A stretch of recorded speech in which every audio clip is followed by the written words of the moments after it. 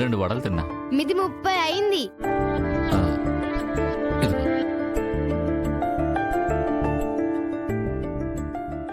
50 అంటే మీకు ఇంకా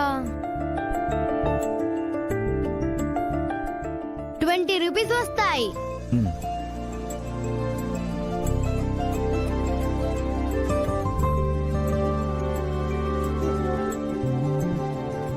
అమ్మాయి, పెళ్ళోడు భలే లెక్కలేస్తున్నాడు కదూ. ఇవన్నీ నీకెందుకు నాన్నా? వెళ్ళి ఆడుకోవచ్చుగా. ఆడుకుంటే ఏమొస్తుందమ్మా? కాళ్ళ నొప్పులు, అలసట, ఆయాసం తప్పించి. భలే మంచి మాట చెప్పావురా. అది కాదు నాన్న, నువ్వు ఈ వయసులో ఇలాంటి పనులు చేయకూడదు. ఎంచక్కా చదువుకోవాలి, ఆడుకోవాలి, అన్నీ నేర్చుకోవాలి. బాగా చదివి మంచి ఉద్యోగం సంపాదించాలి. అమ్మా, బాగా చదువుకుని సంపాదించేది డబ్బులే కదా. అవునరా. పోనీ చదివే స్కిప్ చేసి డబ్బులు ఇప్పటి నుంచి సంపాదించేనా? అలా చేయకూడదు నాన్న. చదువుకుంటేనే జ్ఞానం వస్తుంది. జ్ఞానం వస్తేనే నీకు ఎలా బిజినెస్ చేయాలి, ఏం చెయ్యాలి అన్నీ తెలుస్తాయి. అమ్మా, స్కూల్లో చదువు మాత్రమే నేర్పిస్తారు, సంపాదించడం నేర్పించరు. అదే ఇక్కడ కూర్చున్నాననుకో, ఎలా బిజినెస్ చేయాలి, ఎలా డబ్బులు సంపాదించాలో నిన్ను చూసి నేర్చుకోవచ్చు. ఒక రకంగా ఇది కూడా నాకు ఒక స్కూలే. సిరి, చూసావా ఈ బడుద్ద ఎలా మాట్లాడుతున్నాడో? బాగా మాటలు నేర్చాడు. ఏయ్ బుర్ర బుక్కుల ముసలి, నేను చెప్పింది నిజమే కదే. హరికృష్ణ. అమ్మా, కృష్ణని పిలవమని ఎన్నిసార్లు చెప్పాను? సరే క్రిష్, ముందు నువ్వు స్కూల్లో చెప్పే పాఠాలు నేర్చుకోవాలి. ఆ తర్వాత నువ్వు పెరిగి పెద్దవ్వాలి. పెద్దయిన తర్వాతే డబ్బు ఎలా సంపాదించాలనేది ఆలోచించాలి. అబ్బో, చాలా పెద్ద లిస్టే ఉందిగా. సరే, అలాగే చేస్తాలే. ఉమ్, ఒరే క్రిష్, ఇప్పటి వరకు ఎంత సంపాదించావురా?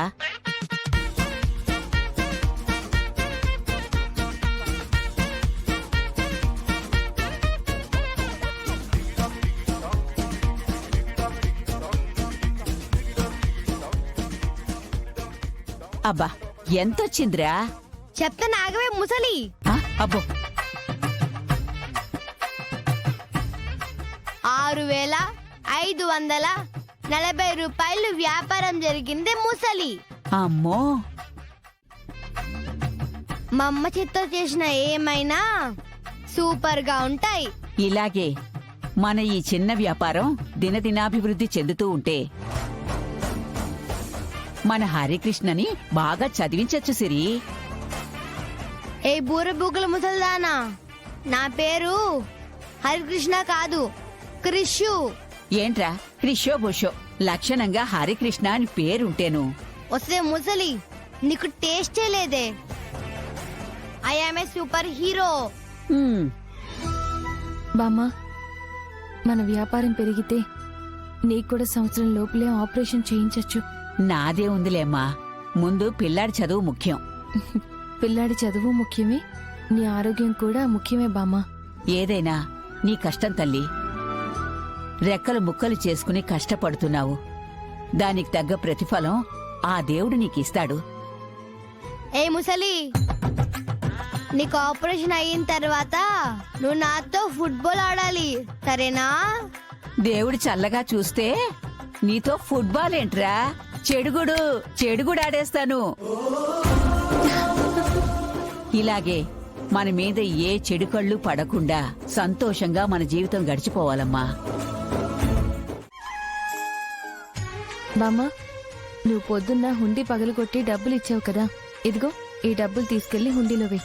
అమ్మా సిరి, ఆ హుండీ డబ్బులు తర్వాత జమ చేయొచ్చులే, రేపు ఖర్చులకి కావాల్సుంటుంది కదా. రేపు ఖర్చులకి తీసి పెట్టాను బామ్మా, ముందు నీ హుండీలో ఈ డబ్బులు మాత్రం వేయ్. ఈ రోజు నుంచి రోజు కొంచెం కొంచెం తీస్తేనే గాని ఆ డబ్బులన్నీ మళ్ళీ బ్యాలెన్స్ చేయలేను. ఇదిగో తీసుకో. నా మాట వినవు కదా నువ్వు. వస్తే బూర బుగ్గల ముసల్దానా, నీ ఆరోగ్యం కోసమే కదా మా అమ్మ డబ్బులు ఇస్తుంది. తీసుకోవడానికి ఎందుకంత డ్రామా చేస్తున్నావు? ఒరే బడుద్దాయ్, నా ఆరోగ్యానికి ఏమిట్రా? గుండ్రాయిలా ఉన్నాను. ఈ డబ్బులుంటే రేపు కొంచెం ఎక్కువ సరుకులు తెచ్చుకోవడానికి ఉంటుంది కదా అని చెప్తున్నాను. బామ్మా, రేపు ఎక్కువ సరుకులు తెచ్చుకోవడానికి డబ్బులు జమ అయ్యాయి. వాటి గురించి నువ్వు ఆలోచించొద్దు. ఈ డబ్బులైతే నువ్వు తీసుకో. అలాగేనమ్మా. ఆ అమ్మ కొడుకులిద్దరూ నా మాట విన్నారు కదా. బామ్మా, క్రిష్, మీరిద్దరు ఇంటికి వెళ్ళండి. రాత్రి అయింది కదా. అమ్మా, ఇప్పుడే కాదు, నీతో పాటు ఇవన్నీ సర్దేసి అప్పుడు వెళ్దాం. వద్దు క్రిష్, లేట్ అవుతుంది.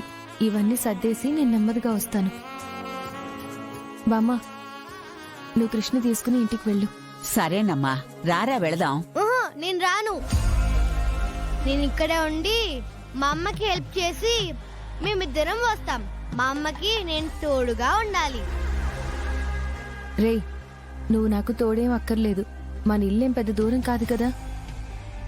నేను ఇవన్నీ సర్దడానికి చాలా టైం పడుతుంది. అప్పటి వరకు నువ్వు మెలుకుతో ఉండడం కరెక్ట్ కాదు. బామ్మా, వీడిలాగే అంటాడు. నువ్వు తీసుకుని వెళ్ళు. అలాగేనమ్మా, రారా వెళదాం. బామ్మ, నువ్వు కూడా రమ్మంటావేంటి? నేను అమ్మతోనే వస్తాను. క్రిష్, నేను చెప్తున్నాను కదా, నువ్వు వెళ్ళు.